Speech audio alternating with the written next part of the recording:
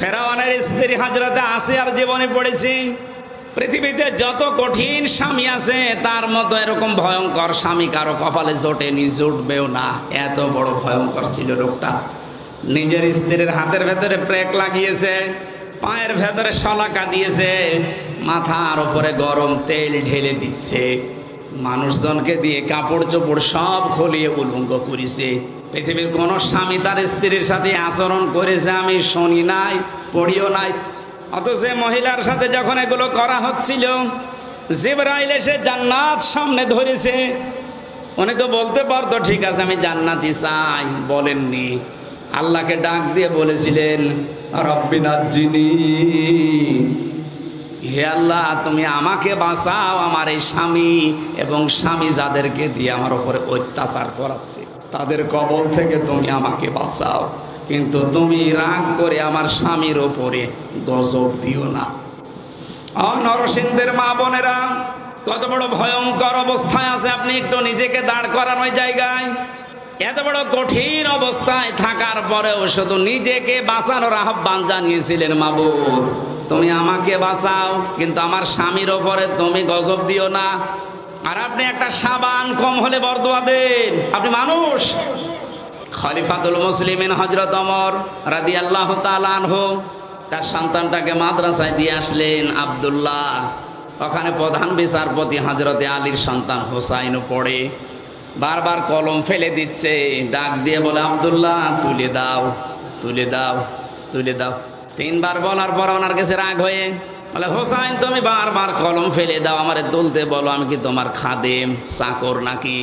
হযরত হোসাইন মুখফসকে বলেই ফেলেছেন যে তুমি শুধু চাকর না, তুমি চাকরের বাচ্চা চাকর। ছোট মানুষ তো বোঝে নাই কথার অর্থ। একবারে বাড়িতে গেছেন, তার বাবা কিন্তু দেশের প্রেসিডেন্ট, ডাক দিয়ে বলছে আব্বা আমি আর মাদ্রাসায় যাব না। কেন? হোসাইন আমারে গালি দিয়েছে, শুধু আমাকে না তোমাকেও ছোট করেছে। চাকরের বাচ্চা চাকর বলেছে, এতগুলো মানুষের সামনে তুমি বিচার করো, নাই মাদ্রাসায় পড়া আমি যাব না। আর ঠিক আছে এখন না, জমার দিন বিচার করব। জমার দিন যখন হাজারো মানুষ সামনে বক্তব্য দেওয়ার সময় তিনি বললেন সাহাবীরা আমি একটা বিচার করব। হোসাইন এখানে আসো, হ্যাঁ সামনে আসো। ডাক দিয়ে বললেন তুমি আমার সন্তানটাকে চাকরের বাচ্চা চাকর বলে গালি দিয়েছো, খাদেমের বাচ্চা বলে। হযরত হোসাইন বললেন হ্যাঁ। কেন বললে? হযরত হোসাইন বলে খলিফা বুকে হাত দিয়ে বলেন তো আপনি কি আমার নানার খাদেম ছিলেন না? হযরত ওমরের কথা বন্ধ হয়ে গেছে। ডাক দিয়ে বলে হোসাইন হ্যাঁ আমি তো এভাবে ভাবিনি, আমি তো খাদেমই ছিলাম। কিন্তু তুমি কি এই কথাটা লিখে দিতে পারবা? কাগজ কলম নিয়ে আসেন।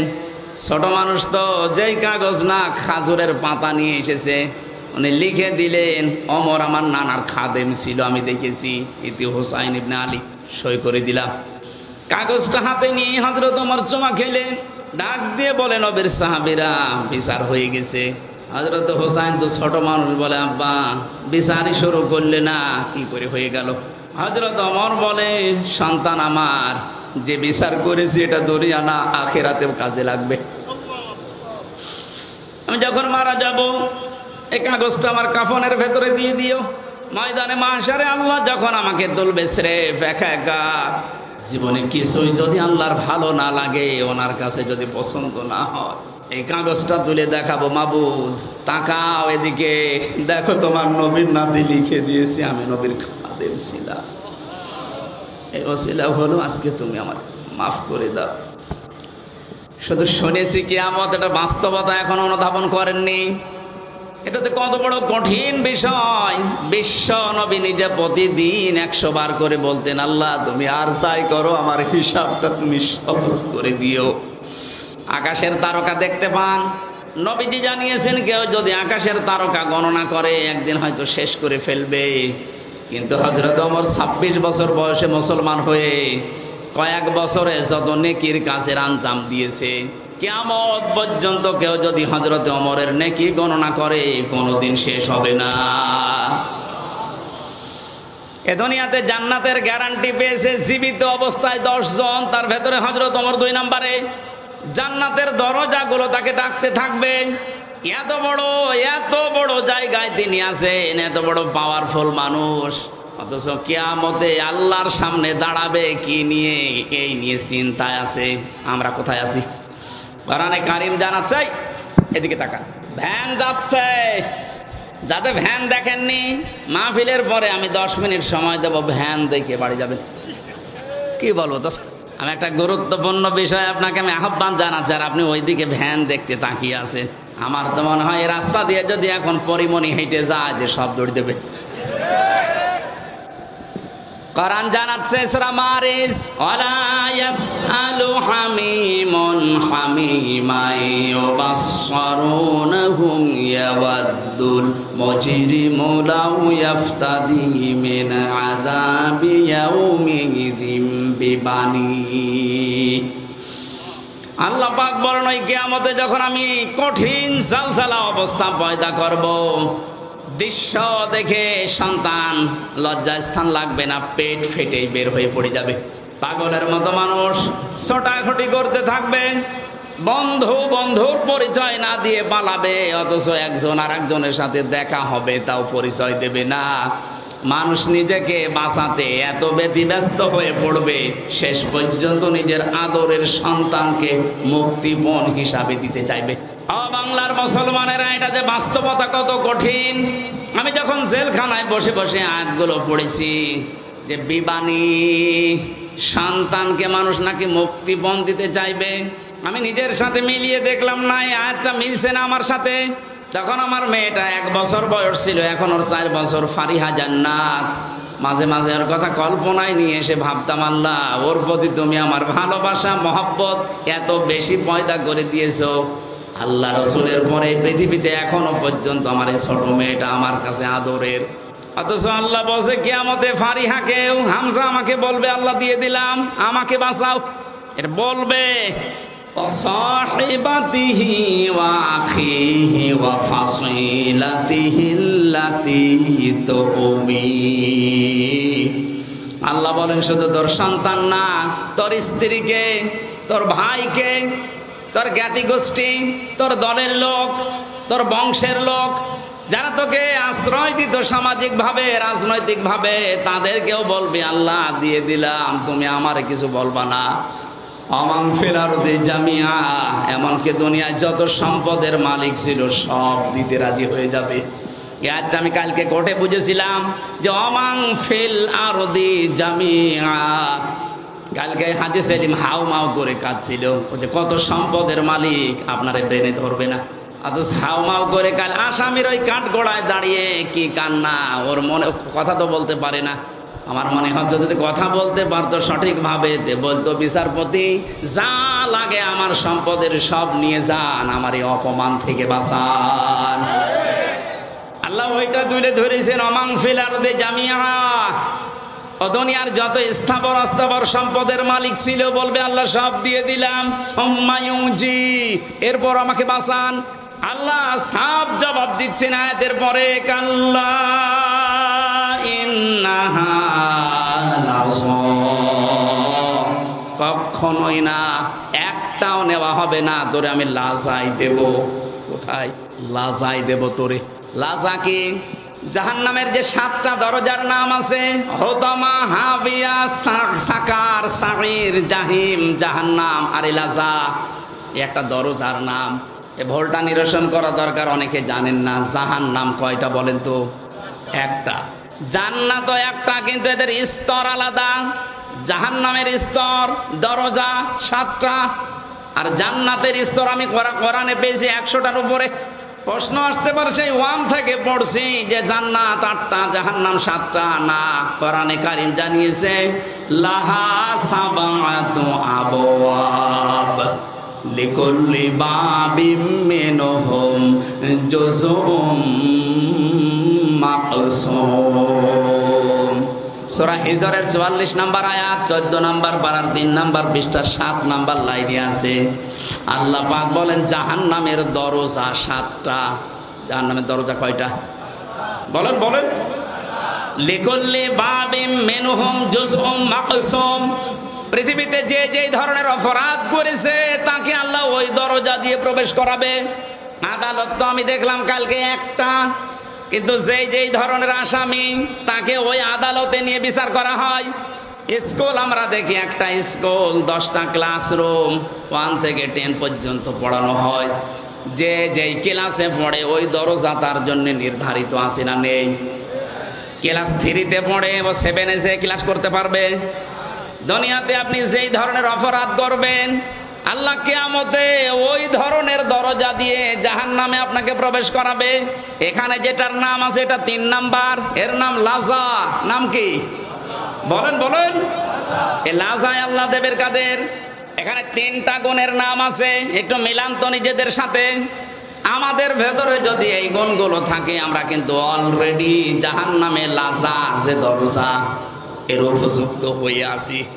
1 নম্বরে আল্লাহ পাক বলেন নাজ্জাআতাল লিশাওয়া, এটা এক কঠিন ভয়ঙ্কর জায়গায় লাজাটা। ওর ভেতরে প্রবেশ করলে আগে চামড়া খসে যাবে।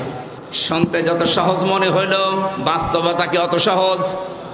পৃথিবীতে এমন কোন ঘর আছে যে ঘরে ঢুকলে চামড়া উঠে যায় না? মাটির নিচে যেই কয়েকদিনই ছিলাম, ওরা প্রতিদিন মাঝে মাঝে আসতো আমারে, বলতো হুজুর আমরা এই যে এইগুলো দিয়ে নখ তুলি আর এগুলো দিয়ে চোখ তুলি, রিমান্ডে যে শাস্তি দেওয়ার জিনিস আছে আমার দেখাইতো, আমি যেন ওদের ওই ভয়তে সব বলে দেই। ওরা যেগুলো মিথ্যা আমারে বলতো না, এগুলো এত মিথ্যা আমি বলতে পারবো না। যে বিষয়গুলো দেখিয়েছে, যতক্ষণ পর্যন্ত শরীরে টাচ না করেছে একটা জিনিস আমার শরীর থেকে খসে নাই। আল্লাহ বলেন এমন লাজায় আমি দেব, প্রবেশ করতে দেরি সঙ্গে সঙ্গে তো চামড়া সব খুলে যাবে। কাকে ডাকবে এই লাজায় জানো? তাদউ মান আদবারা ওয়া তাওয়াল্লা। যে মানুষগুলো এই পৃথিবীর ময়দানে সত্যের দিকে আহ্বান করার পরও অ্যাবাউট টার্ন করে পেছন ফিরে মুখ ফিরিয়ে চলে গেছে, এ বাংলাদেশে এই চরিত্রের মানুষ বেশি। চোখে আঙ্গুল দিয়ে দেখানো হয় এটা সত্য পথ, এটা ন্যায়ের পথ, জানার পরেও অনেকে অ্যাবাউট টার্ন করে অহংকার করে মুখ ফিরিয়ে চলে যাচ্ছেন। এটা যে কত বড় অপরাধ! কোরআনে কারিমের সূরা আরাফ 14 নম্বর পারার 14 নম্বর পৃষ্ঠার 7 নম্বর লাইনে 40 নম্বর আয়াতটা আল্লাহ নাযিল করেছেন এই জন্যে, ইন্নাল্লাযীনা কাযযাবু বিআয়াতিনা ওয়াস্তাকবারু আনহা লা তুফাত্তাহু লাহুম আবওয়াবুস সামা ওয়া লা ইয়াদখুলুনাল জান্নাহ। নরসিংদীবাসী একটু খেয়াল করেন, নিশ্চয় যারা আল্লাহর আয়াতকে মিথ্যা প্রতিপন্ন করে, মিথ্যা মনে করে। আপনারা বলতে পারেন কয় আল্লাহর আয়াত তো মিথ্যা মনে করি না, মিথ্যা প্রতিপন্ন করি না। তে শোনার পর আপনি ঘাড় ঘুরিয়ে চলে যান কোন কারণে? এইটাই তো মিথ্যা প্রতিপন্ন করা।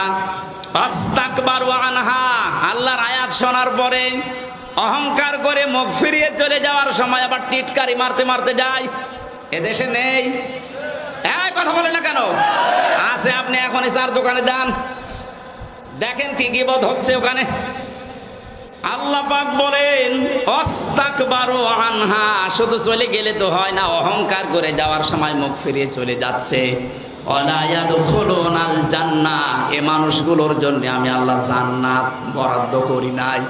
ইয়াদখুলুনা মুজারে বর্তমান ভবিষ্যৎ, প্রেজেন্ট ফিউচার। এদের জন্য এখন এরা মারা গেলে জান্নাতে যাচ্ছে না, ভবিষ্যতেও যাবে না। আকাশের কোনো দরজা এদের জন্য খোলা নেই। আবওয়াব, বাবের বহুবচন আবওয়াব, একটা দরজাও খোলা থাকবে না, সব বন্ধ আপনার জন্য। কতদিন পর্যন্ত আপনি জান্নাতে যেতে পারবেন না? আল্লাহ একটা উদাহরণ সেট করেছেন, হাত্তা ইয়ালিজাল জামালু ফি সাম্মিল খিয়াত। যতদিন পর্যন্ত উটে সুসের ছিদ্র দিয়ে উট প্রবেশ করে যেতে না পারে, ততদিন আপনি জান্নাতে যেতে পারবেন না। এই উদাহরণটা আল্লাহ সেট করলেন কেন? কারণ বাস্তবে আমরা যেটা দিয়ে বুঝি ভালো, ওই উদাহরণ আল্লাহ ওই বিষয়ের আগে সেট করে দেয়। আমরা এটা বুঝলাম কোনদিন সুসের ওই ছিদ্র দিয়ে উট প্রবেশ করা সম্ভব? আরো জোরে বলেন। আল্লাহর কোরআন শোনার পরে যারা অহংকার করে মুখ ফিরিয়ে চলে যাচ্ছেন, জান্নাতে যাওয়া আপনার জন্য এইরকম অসম্ভব। ওয়াকাযালিকা নাজিজিল মুজরিমিন, আল্লাহ পাক বলেন জালেম মুজরিম যারা পাপিষ্ঠ যারা, এদেরকে আমি এভাবেই শাস্তি দিতে থাকবো। লাহুম মিন জাহান্নামা মিহাদু ওয়া মিন ফাওকিহিম গাওয়াশ ওয়া কাযালিকা নাজসিজ যালিমিন। এই মানুষগুলোকে যখন কবরে রাখা হবে, সঙ্গে সঙ্গে আমি আল্লাহ জাহান্নামের চাদর ওর গায়ে পরিয়ে দেব, বিছানা বিছিয়ে দেব জাহান্নামের আগুনের বিছানা। আজ এই সমস্ত জালেমগুলো আল্লাহর আয়াত অস্বীকারকারী, অহংকার করে মুখ ফিরিয়ে চলে যায় যারা, এরা মারা যাওয়ার পরে দেখি ওপরেই ফুলের স্তূপ পড়ে যায়। ওপরে আপনি ফুল যতই দেন, নিচে আল্লাহ আগুন লাগিয়ে দেবে। এই জন্য আমাদের সাবধান, আমরা যেন এই দুইটা আচরণ না করি। কোরআন শোনার পরে আবার টান করে চলে যাওয়া, অহংকার করা। 3 নম্বরে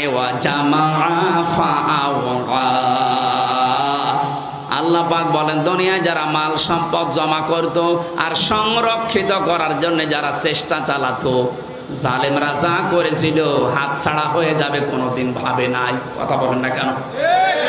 সারা জীবন মনে করেছিল এটা স্থায়ী, এ কোনো দিন আমার হাত থেকে যাবে না। দুনিয়ার জীবনটা এরকম, আপনি কোনো কিছু স্থায়ীভাবে রাখতে পারবেন না। আর পৃথিবীর নিয়মটা আল্লাহ এমন ভাবে বানিয়েছেন, কোনো জিনিস যদি এক জায়গায় রাখেন দেখবেন নষ্ট হয়ে যাচ্ছে। লোহা যদি এক জায়গায় রাখেন, ব্যবহার না করেন, ঠিক থাকবে না জং ধরবে? এই কথা বলেন না কেন? আপনি পৃথিবীর সব জিনিস মেলাবেন, পানি যদি আপনি এক জায়গায় বেঁধে রাখেন, ঠিক থাকবে না নষ্ট হয়ে যাবে? পচন ধরবে, দুর্গন্ধ তৈরি হবে, পোকামাকড় তৈরি হবে। আর ছেড়ে দেবেন, যত ছাড়বেন তত সুন্দর স্বচ্ছ নির্মল পানি আসতে থাকবে। এলেম যদি কেউ এক জায়গায় রাখে, ওইটাও নষ্ট হয়ে যায়। জানা এলেম মানুষ ভুলে যায়। যত প্রচার করবেন, যত ওর উপরে কাজ করবেন, তত এলেম আল্লাহ আপনাকে বাড়িয়ে দেবে। টাকা পয়সা যদি কেউ এক জায়গায় রাখে, ওইটাও নষ্ট হয়, শত্রু পয়দা হয়। যত ছাড়বেন ওই জায়গা আল্লাহ পূরণ করার জন্য উপর থেকে পাঠাতেই থাকবে। এইটাই নিয়ম ভাবে দিয়েছিলেন। আর আপনি ওইটাকে পেয়ে ইহসাবু আন্না মালাহু আখলাদা, মনে করেছিলেন এই ক্ষমতা মনে হয় চিরস্থায়ী, আর কোনোদিন ছাড়া লাগবে না। পৃথিবীর কোনো কিছুই তো এক জায়গায় থাকে না, রাখলেও নষ্ট হয়ে যায়। ক্ষমতাও এক জায়গায় রেখেছিলেন, এমন ভাবে নষ্ট হয়েছে এখন নামও করতে পারছেন না। কিন্তু যদি মাঝে মাঝে পাল্টাতো তাহলে এত গরম হতো না। এজন্য সম্পদ যারা জমা করছেন এর হক আদায় করছেন না। আজকের তেলাওয়াত কিন্তু আয়াতে ওই 3টা পয়েন্টের উপরে আল্লাহ আলোচনা করছেন। আপনাদের কষ্ট হয়ে যাচ্ছে? আমি ইয়াসিন শব্দটা দিয়ে পর্যন্ত এক কায়দায় এসেছিলাম যে কিয়ামতে আল্লাহ প্রথম বিচারে ডাকবেন আপনাকে একা একা, দ্বিতীয় বিচারের সিস্টেমে আল্লাহ একা আর ডাকবেন না। ইয়াউমা নাদউ কুল্লা উনাসিম বিইমামিহিম। রব্বুল আলামিন বলেন কিয়ামতে দ্বিতীয় বিচারের সিস্টেমে ধাপে প্রতিটি মানুষকে আমি আল্লাহ ডাক দেব তার নেতার সাথে। এই একটু বসেন, এই বিষয়টা আগে ক্লিয়ার করি। কিয়ামতের প্রথম বিচারে আল্লাহ ডাকছেন আপনাকে একা ধাপে ধাপে, দ্বিতীয় ধাপে আপনাকে আর একা ডাকবে না, এবার ডাকবে আপনার নেতার সাথে। কার সাথে বলেন বলেন? আগে নেতা, এরপরে কর্মী। এ তথ্যটা সূরা বনী ইসরাইলের 72 নম্বর আয়াতের প্রথম অংশে আছে। প্রথমে আপনাকে আল্লাহ ডাকবে না, এবার ডাক দেবে আপনার নেতাকে, এরপরে আপনাকে। অবিবেকবান মানুষেরা নিজের কাছে এবার প্রশ্ন করেন তো, আপনি যারা আদর্শ মেনে চলেন, যাকে নেতা বলে মানেন, ওকে যদি আল্লাহ কিয়ামতে আগে ডাকে এরপরে আপনাকে, আপনার কি মনে হয় যে আল্লাহ ওর সিরত ওর চরিত্র ওইটা দেখে আপনাকে মাফ করে দেবে? হ্যাঁ, এখনই বলছেন না, আপনি তো ধরা খাবেন। আপনি এই যে মানুষগুলোর দিকে তাকান, কত আগ্রহ নিয়ে এদিকে তাকিয়ে বলছেন না, কারণ আমি যারে মেনে চলি, যার আদর্শ মানি, ওকে আল্লাহ যদি আগে ডাকে আর আমাকে যদি পেছনে রাখে, ওর চেহারা দেখে আল্লাহর রাগ হয়ে যাবে। কথা বলেন না কেন? ওর চেহারা দেখে যদি আল্লাহর রাগ হয়ে যায়, পেছনে আর তাকাবে না, ওরে সেখানে দেবে আপনারাও দেবে ওখানে। এই জন্যই বলছি আদর্শ ঠিক করা লাগবে এক্ষুনি। বাড়ি যেয়ে ঠিক করবেন না, এক্ষুনি সিদ্ধান্ত নিয়ে যান। ইয়াসিন বলে আল্লাহ যাকে ডাক দিলেন, তাকে ছাড়া দুনিয়া আমি আর কাউকে আদর্শ মানি না। আমি জানি যারা ঠিক বলছেন এ কথার অর্থ বোঝেননি। এটা বাস্তবে যদি আপনি নিয়ে যেতে পারেন এ মাহফিল সাকসেস হবে। যে 7টা নামে ডাক দিয়েছেন রসুলকে, কোনো অপমান কোনো অপদস্থ না খেয়ে থাকবেন না, মায়ের খাবেন না, কেউ চোখ রাঙানি দেবে না, যে কথাগুলো আল্লাহ জানিয়েছিলেন তহা মা আনজালনা আলাইকাল কুরআনা লিতাশকা, যে ব্যাখ্যাটা পেয়েছি অল্প সময়ে, আল্লাহ আমাদেরকে সহজ সরলভাবে বুঝে মানার তৌফিক দিন, যেন কোনোদিন মুহাম্মদুর রাসূলুল্লাহ বাদ দিয়ে অন্য কাউকে আমি না মানি। মেনে নিতে পারবেন তো? সূরা আরাফের একটা মাত্র আয়াত পড়েছি, তাও 4 ভাগের 1 ভাগ। আমি যতটুকু পারছি সামনে থেকে কথা বলার চেষ্টা করছি। 156 নম্বর আয়াত।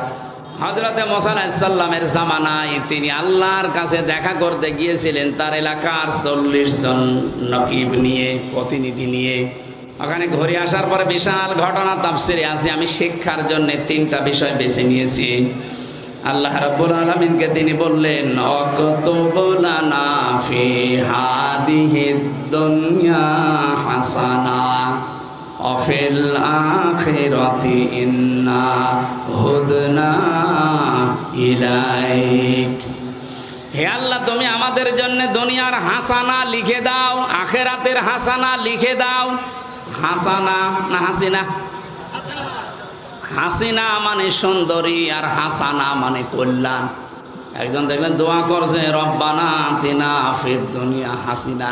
হাসিনা না হাসানা? হে আল্লাহ, তুমি আমাদেরকে দুনিয়ার হাসানা লিখে দাও। কেন আল্লাহ অক্তব দিলেন? কাতাবা একতব মানে কেন দিলেন?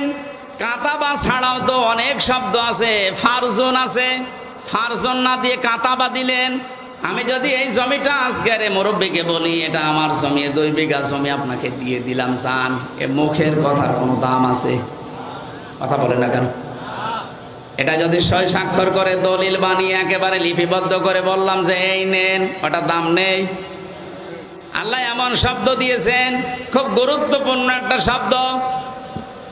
হযরতে মুসা বলেছিলেন, মাবুদ তুমি লিখে দাও, অক্তুব লানা আমাদের জন্য ফি হাদিহিদ দুনিয়া হাসানা, দুনিয়ার হাসানা।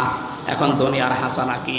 আমি 1টা 2টা না, প্রায় 42টার উপরে তাফসিরের সাথে মিলিয়েছি যে দুনিয়ার হাসানা কারে বলে। পড়া কোরআন শরীফ এবং হাদিস আমি যতটুকু পড়েছি, দুনিয়ার হাসানা হিসাবে পেয়েছি আমি 10টা বিষয়। কয়টা? এ 10টা বিষয় যদি আপনি দুনিয়ায় পান তাহলে দোয়া করলে মনে করবেন কবুল হয়েছে। এখানে অনেক মানুষ আমরা আছি 5 ওয়াক্ত নামাজের পরে দেখি হাত তুলে মোনাজাত করে। এমনকি কাবা শরীফের রুকনি ইয়ামিনি থেকে হজরে আসওয়াদ এই জায়গাটা যখনই পার হয় লক্ষ লক্ষ হাজিরা এই দোয়াটা পড়ে, রব্বানা আতিনা ফিদ দুনিয়া হাসানা। পড়ে না? 16 সালে আমি বসি নাই, 18 সালে বসি নাই, এই যে 24 সালে জেলখানা থেকে বের হওয়ার পরে গিয়েছিলাম, এবার আমি বুঝেছি যে এর ভেতরে কি আছে। এত মানুষ কেন এই দোয়া করছে? আল্লাহ দুনিয়ায় হাসানা, কল্যাণ, স্বস্তি, শান্তি, নিরাপত্তা। 99টা অর্থ আছে হাসানার। তাফসিরের ভেতর থেকে সামারাইজ করে করে আমি 10টা এনেছি। হযরত ইবনে মাসউদ থেকে হাদিসটা বর্ণিত। তিনি বলেন, কেউ যদি এই রব্বানা আতিনা ফিদ দুনিয়া হাসানা, হে আল্লাহ দুনিয়ায় হাসানা দাও, আর এই দোয়া যদি আল্লাহ কবুল করে থাকেন দুনিয়ার জীবনে আল্লাহ তাকে 10টা জিনিস দান করবেন। জোরে বলেন সুবহানাল্লাহ। 1 নম্বরে নরম হওয়া লাগবে, তাহলে এই দোয়া তার জন্য কবুল হবে। কত অফিসে দেখতে পাই আমরা, কর্মচারী যারা আছে, সহকারী যারা আছে, 8 ঘন্টা ডিউটি, 10 ঘন্টা পার হয়ে যাচ্ছে, বাড়ি যাওয়ার কথা মনেই হয় না। অথচ এমন অফিসার আছে 8 ঘন্টা ডিউটি, এই কর্মচারীরা মনে হয় যে জাহান্নামে আছে। এই কথা বলছে না কেন? এই যে দোকানদার, এ দোকানে কর্মচারী আছে 8 ঘন্টা ওর ডিউটি, মালিক এমন ভাবে গালিগালাজ করে, ব্যবহার করে, ও মনে মনে ভাবে আল্লাহ 8টা ঘন্টা পার হবে কখন। আমি এমনও মানুষ পেয়েছি, ঝিনাইদহ জেলার ডিসি পেয়েছিলাম, এসপি পেয়েছিলাম, টিওনও পেয়েছিলাম, ব্যবহার এত সুন্দর, এত মার্জিত, ওর কাছে 8টা ঘন্টা মানুষের কেটে যাওয়ার পরে বের হয়ে বলো হুজুর স্যারের ব্যবহার এত সুন্দর, 8 ঘন্টা কখন কেটে যায় টেরটো পাই না, মনে হয় 10-12 ঘন্টা ডিউটি করলে আমাদের ভেতরে কোনো ক্লান্তি আসে না। জেলখানায় আমরা যারা ছিলাম 3টা বছরের মাঝে, জামাতে ইসলামী বাংলাদেশের শ্রদ্ধাভাজন আমির ডাক্তার শফিকুর রহমান, এই লোকটাকে বাইরে থেকে যে যাই মনে করো, অনেকে মনে করে বাংলা শিক্ষিত মানুষে কি আর কি, আপনি মিশেছেন কোনো দিন? আমি প্রথমে তার সাথে ছিলাম 4 দিন। মানুষ যে এত নরম হতে পারে, অথচ উনি তো আমার মতো হামসা না, সারা দেশের জামাত ইসলামের মতো এত বড় সংগঠনের আমির, তার যে ব্যবহার, তার কমল সে এত হৃদয়, এত নরম। আমি হাত তুলে বসে আছি, আমার কোনো কান্নার ভাব নেই, অথচ লোকটা হাত তুলতে দেরি হতো, চোখে পানি আসতে দেরি হতো না। মানুষের ব্যবহার এত নরম হতে পারে, মাঝে মাঝে মনে করতাম আল্লাহ জান্নাতি মানুষ যদি আমার মনে হয় কাউকে দেখতে, এই লোকটার দিকে তাকালে আমার মনে হয় এটা জান্নাতি মানুষ। আমি কোরআনের হাফেজ, আমি তাহাজ্জুদের 12 রাকাতে মাত্র 1.5 ঘন্টা 2 ঘন্টায় আমার শেষ হয়ে যেত, অথচ একটা জেনারেল শিক্ষিত একটা ডাক্তার সারা দিন উনি কোর্ট কাছারি করে এসে হাজিরা দিতে হতো, সেই কেন্দ্রীয় কারাগার থেকে কাশিমপুর থেকে আসতো সদরঘাটে, সারা দিন এই গাড়ি, যে গাড়ি ওর ভেতরে থাকলে এমনি মানুষ সিদ্ধ হয়ে যায়। সিট হচ্ছে টিনের সিট, আর যেভাবে ধাক্কা লাগে 4-5 ঘন্টা যাওয়া আসা করতে প্রায় 6-7 ঘন্টা সময় চলে যায়। শরীর তো ক্লান্ত হয়ে বসলেই ঘুম লেগে যাওয়ার কথা। আমার মতো যুবক মানুষ কোর্টে হাজিরা দিতে গেলেই পড়ে যেতাম। আর এই রকম ধরনের 70 বছর, প্রায় ওনার বয়স 65 থেকে 70 বছর, এ মুরব্বী মানুষটা এত কষ্ট স্বীকার করে এসে, তাও আমার তো 2টা মামলা, আর ওনার মামলা কত উনি নিজেও জানি না, এতগুলো মামলা মাথার উপরে নিয়ে হাজিরা দিয়ে, ওনার ছেলে জেলে, বউ অসুস্থ হয়ে হাসপাতালে, ওনার নিজের দলের লোকগুলো সব পালিয়ে বেড়াচ্ছে, কেউ জেলখানায় ভর্তি হয়ে আছে। এরকম কঠিন পরিস্থিতিতে কোনো আলোর সন্ধান নেই। সপ্তাহে 4-5 দিন করে এত দূর থেকে হাজিরা দিয়ে এসে রাতের বেলা 8টা 9টা 10টার সময় যখন ঢুকতো, বললাম তার খাবার খাবেন না? তো খাবার ভাত খাইতো না, তরকারি ওই সবজি, তাও জেলখানার যে সবজি। খাবার পরে কিছুক্ষণ জিকির করা, দরুদ শরীফ পড়ে 2-1 ঘন্টা ঘুমানোর পরে তাহাজ্জুদের নামাজে দাঁড়িয়ে যতটুকু মুখস্থ আছে পড়তো। আর এই যে সেজদা, আমার 12 রাকাত নামাজ শেষ হয়ে যাচ্ছে, ওনার এক সেজদায় 1.5 ঘন্টা 2 ঘন্টা কেটে যাচ্ছে। মানুষের ভেতরে ইখলাস না আসলে, তার ভেতরে ভালোবাসা মানুষের এমনি জন্ম নেয়। হাসানা দুনিয়ায় আপনি পাননি, আপনার ব্যবহারে মানুষ আপনার থেকে আরো দূরে চলে যায়। কোরআনে কারীম জানাচ্ছে ওয়াকুলু লিন-নাসি হুসনা, হে নবী মানুষের সাথে যখন কথা বলবেন হাসি মুখে কথা বলবেন, তাহলে একটা সাদগা দেওয়ার সওয়াব হবে। আল্লাহকে এখানে জানিয়েছে যে মুসলমানদের সাথে যখন কথা বলবেন হাসি মুখে বলবেন। লিন-নাসি লিল মুসলিমিনা দেয়নি। আমরা যারা দুনিয়ার হাসানা কামনা করি, খালি দোয়া করি আল্লাহ দুনিয়ায় হাসানা দাও, দুনিয়ায় হাসানা দাও, 1 নাম্বারটা তো এখনো পর্যন্ত পেলাম না। আমার ব্যবহারটা নম্র হওয়া লাগবে, আমার ব্যবহারটা নরম হওয়া লাগবে, তাহলে দুনিয়ার হাসানা আমরা পাবো। 2 নাম্বারে একটা করে সব বলতে গেলে তো আয়াত শেষ হবে না, আবার 12টাও বেজে যাচ্ছে। খুব তাড়াতাড়ি সামারাইজ করে বলছি, কেউ যদি মনে করে যে দুনিয়ার হাসানা পেয়েছি, তাহলে সে যেন তার স্ত্রী, উত্তম স্ত্রী তার ঘরে আনতে পারে। উত্তম স্ত্রী কোনটা? যেটা সব সময় সিরিয়াল দেখে, স্বামীর মুখে মুখে তর্ক করে, কোনো জিনিস কম পড়লে শুধু বরদোয়া দেয়। ফেরাউনের স্ত্রী হযরতে আসিয়ার জীবনে পড়েছি। পৃথিবীতে যত কঠিন স্বামী আছে, তার মতো এরকম ভয়ঙ্কর স্বামী কারো কপালে জোটেনি, জুটবেও না। এত বড় ভয়ঙ্কর ছিল লোকটা। নিজের স্ত্রীর হাতের ভেতরে প্রেক লাগিয়েছে, পায়ের ভেতরে শলাকা দিয়েছে, মাথার উপরে গরম তেল ঢেলে দিচ্ছে, মানুষজনকে দিয়ে কাপড় চোপড় সব খুলিয়ে উলঙ্গ করেছে। পৃথিবীর কোন স্বামী তার স্ত্রীর সাথে আচরণ করেছে আমি শুনি নাই, পড়িও নাই। অথচ মহিলার সাথে যখন এগুলো করা হচ্ছিল, জিবরাইল এসে জান্নাত সামনে ধরেছে, উনি তো বলতে পারতো ঠিক আছে আমি জান্নাতি চাই, বলেননি। আল্লাহকে ডাক দিয়ে বলেছিলেন রব্বি নাজ্জিনি, হে আল্লাহ তুমি আমাকে বাঁচাও, আমার এই স্বামী এবং স্বামী যাদেরকে দিয়ে আমার উপরে অত্যাচার করাচ্ছে তাদের কবল থেকে তুমি আমাকে বাঁচাও, কিন্তু তুমি রাগ করে আমার স্বামীর ওপরে গজব দিও না। নরসিংদের মা বোনেরা, কত বড় ভয়ঙ্কর অবস্থায় আছে আপনি একটু নিজেকে দাঁড় করান ওই জায়গায়। এত বড় কঠিন অবস্থায় থাকার পরেও শুধু নিজেকে বাঁচানোর আহ্বান জানিয়েছিলেন, মাবুদ তুমি আমাকে বাঁচাও, কিন্তু আমার স্বামীর ওপরে তুমি গজব দিও না। আর আপনি একটা সাবান কম হলে বরদোয়া দেন, আপনি মানুষ।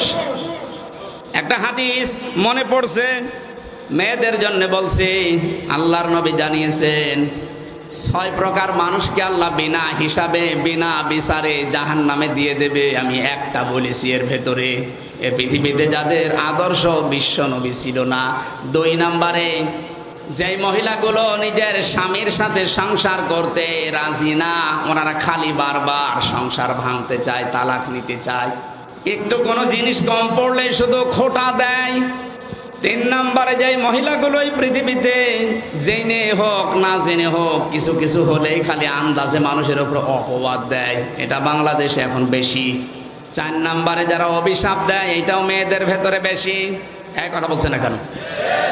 5 নম্বরে যারা ঝগড়া বাঁধলে সে গালি দেয়, এটা মনে হয় এলাকায় নেই। আমি সেই দিন কোন জেলা থেকে যেন আসছিলাম, খুলনা থেকে। আসার সময় এক বরফ বিক্রেতা, ওই যে আইসক্রিম বিক্রি করে, ওই লোকটা এক বাড়ির পাশে দাঁড়িয়ে 2 মহিলা গালি গালাজ করছিল, সে জনমের গালি, ওইটা আবার ভিডিও করে তুলে মাইকে বাজাচ্ছে। আমি গাড়ি দাঁড় করিয়ে বললাম দাঁড়ান, কি বাজান? বলছে হুজুর এক মহিলার ঝগড়া, এমন কোনো গালি নেই, আর মনে হচ্ছে 1 মিনিটে 40টা গালি দিচ্ছে।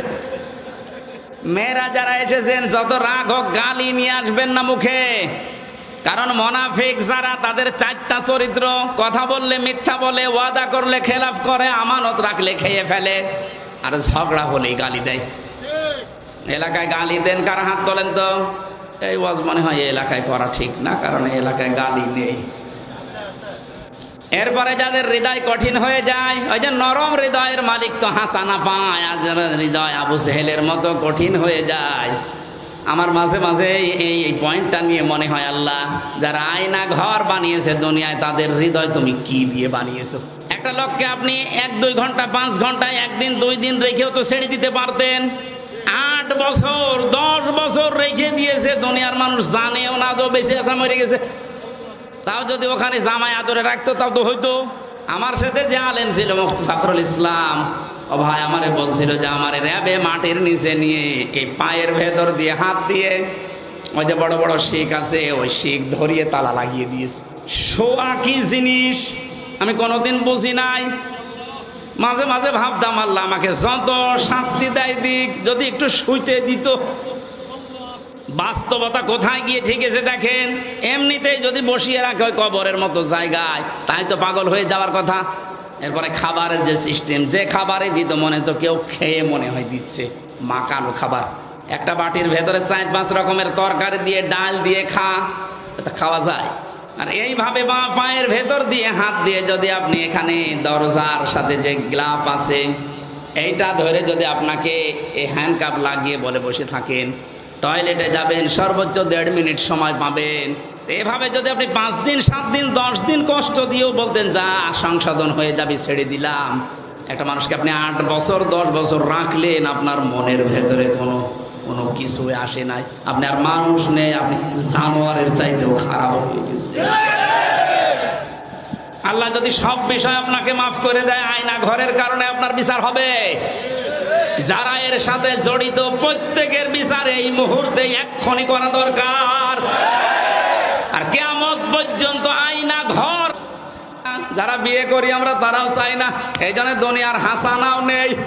কোরআনে কারীম দোয়া শিখিয়েছে, মোনাজাত কর আমার কাছে, রব্বানা হাব লানা মিন আজওয়াজিনা ওয়া যুররিয়াতিনা কুররাতা আ'য়ুনি ওয়াজআলনাহা লিল মুত্তাকিনা ইমামা। আল্লাহর কাছে মোনাজাতে বলা হচ্ছে, মাবুদ তুমি আমাদেরকে দুনিয়ায় বউ দাও, এমন বউ দাও, এমন সন্তান দাও যাদের দেখলে আমার অন্তর জুড়িয়ে যায়। জোরে বলেন আমিন। আখিরাতের হাসানা এতগুলো বলে ব্যাখ্যা করলে সময় লাগছে। অক্তব লানা ফি হাদিহিদ দুনিয়া হাসানা অফিল আখিরা। আল্লাহ আখিরাতে হাসানা দাও। আখিরাতের হাসানা 5টা। কয়টা? আখিরাতের 1 নাম্বার হাসানা হচ্ছে মরণ যেন ভালো হয়। ভালো মরণ ওইটা যেটা গলায় দড়ি দিয়ে হয়, যেটা বিষ খেয়ে হয়। কি ভালো মরণ? ওইটা যেটা শাহাদতের মরণ হয়। শহীদ আবু সাইদ নামের আগে দেখেছেন কি শব্দ? শহীদ। এটা খেলা করার জিনিস না। আজ অনেকে টল করে যে বুক পেতে দিল, গলি খেয়ে শহীদ হয়ে গেল। না, কে বলেছে? দেওয়াল চাপা পড়ে মরলে যদি শহীদ হয়, পানিতে ডুবে মরলে যদি শহীদ হয়, সাপে কেটে মরলে যদি শহীদ হয়, জালেমের সামনে জুলুমের সামনে বুক পেতে জীবন দিয়ে গেল, শহীদ হবে না? মানে শহীদ আবু সাইদ 100% বিশ্বাস করবেন আপনিও শহীদ, কারণ জালেমের জুলুমের সামনে জীবনটা দিয়ে গেছে। এই কারণে আপনি এখনো পর্যন্ত এই পারমিশন ছাড়া কথা বলতে পারছেন। আগস্টের 5 তারিখের আগে এতগুলো মানুষ পারমিশন ছাড়া এই জায়গায় বসে থাকা সম্ভব হতো? 14 জনের কাছে পারমিশন নেওয়ার পরেও এখানে আসতে দেয় না। আর 5 তারিখের পরে ডক্টর মোহাম্মদ ইউনূস একবারে ঘোষণা দিয়েছে, অন্যান্য ধর্মের মানুষেরা যেভাবে ধর্ম পালন করে এদেশে কোরআন প্রচারে কোনো মহারথীর কাছে অনুমতি নেওয়ার প্রয়োজন নেই। কিচ্ছু না হোক, পরাধীন থেকে অন্তত এই স্বাধীনতার সুখটা তো পেয়েছেন, যে আমার ধর্মের কথা বলতে, ধর্মের কথা শুনতে অন্তত কোনো জালেমের কাছে পারমিশন নেওয়া লাগবে না। ইন্না হুদনা ইলাইকা, আমরা আল্লাহর দিকে ফিরে যাব। একটা একটা করে অর্থ বললে অনেক সময় লেগে যাচ্ছে। 12টার পরে কথা বলা ঠিক না। এরপরে তাহাজ্জুদ পড়া লাগবে, ফজরের নামাজ, কালকে আছে সাতক্ষীরা।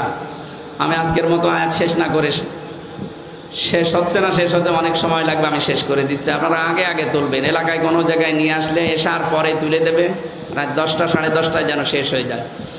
মালয়েশিয়াতে মিজানুর রহমান আজহারি ভাই আমার বারবার বলছিল, হামজার শরীরকে ঠিক রাখা লাগবে, সর্বোচ্চ 1-1.5 ঘন্টার বেশি কথা বলা যাবে না, রাত 9:30 থেকে 10টায় যেন অনুষ্ঠান শেষ হয়ে যায়।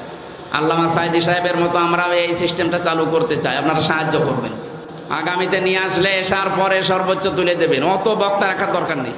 যদি রাখেনি ওদেরকে দিয়ে করাবেন। এই জন্য আশা করছে আগামী থেকে আয়াতটা শেষ করার জন্য তাফসীর আকারে কথা বলতে গেলে একটু সময় লাগে। আগামীতে কোনো জায়গায় আসলে আমার এই ব্যবস্থা করবেন। আল্লাহুম্মা আমিন। লা ইলাহা ইল্লা আনতা সুবহানাকা ইন্নী কুনতু মিনাজ জালিমিন। মাবুদ, নরসিংদী জেলার রায়পুরা থানা কোরআনে কারিমের আয়োজন করতে গিয়ে যারা শ্রম দিয়েছে এদেরকে তুমি কবুল করো। দুনিয়ার হাসানা হচ্ছে আপনি যদি কারোর সাথে